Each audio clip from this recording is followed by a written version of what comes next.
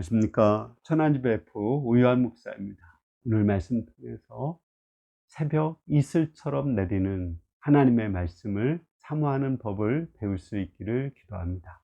오늘 말씀은 시편 119편 147절과 148절입니다. 내가 날이 밝기 전에 부르짖으며 주의 말씀을 바라싸우며 주의 말씀을 조용히 읊조리려고 내가 새벽녘에 눈을 떴나이다. 여러분들은 그 하루 저녁에 자다가 그날 있을 너무 좋은 일을 생각하면서 아침 일찍 눈이 떠졌던 그런 경험 있나요?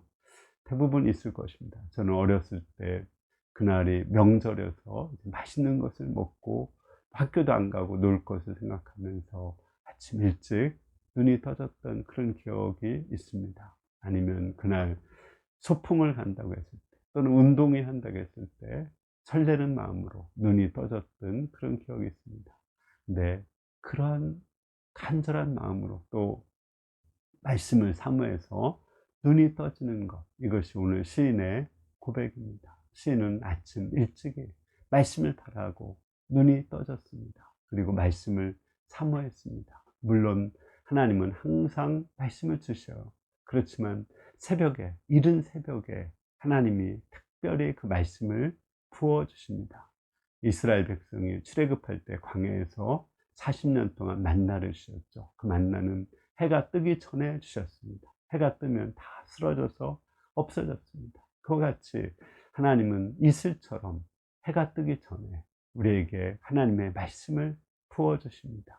그 말씀을 사모하고 간절히 찾는 자들에게 말씀을 통해서 은혜의 단비를 내려주시고 은혜의 이슬을 내려주십니다. 이 말씀의 맛을 아는 사람들은 그 하나님이 주실 그 말씀 때문에, 말씀을 사모함 때문에 아침에 일찍 눈이 떠지고 벌떡 일어나게 됩니다.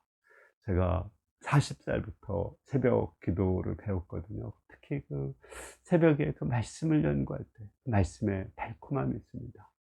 특별히 저는 그 5년 정도에 걸쳐 성경 66권 강해서를 썼거든요. 매일 하루에 한 편씩 메시지를 써야 됐습니다. 그러기 위해서 제가 그것을 의무적으로 막 인상 쓰면서 오늘도 또 말씀을 써야 되는가 이렇게 쓰지 않았습니다. 때로는 새벽 1시에, 새벽 2시나 3시에 오늘 하나님이 어떤 또 말씀을 주실까, 이 사모함으로, 간절한 마음으로, 그 기대감으로 내 눈이 떠졌고 말씀을 사모했습니다. 말씀을 쓸 때마다 하늘에서 하나님이 이슬처럼 그 말씀의 달콤함을 나에게 부어주셨습니다. 정말 그 말씀이 꿀송이보다 달다. 그 말씀이 너무 달콤하다. 너무 맛있다. 이런 그 고백을 저는 수없이 했습니다. 이처럼 하나님께서는 말씀을 사모하는 자, 말씀을 사랑하는 자에게 말씀을 부어주십니다. 우리가 다른 어떤 것보다도 가장 의미 있고 가장 가치 있는 게 하나님의 말씀입니다. 왜냐하면 말씀은 우리에게 생명을 주고 힘을 주고 소망을 주고 빛을 주기 때문에 그렇습니다.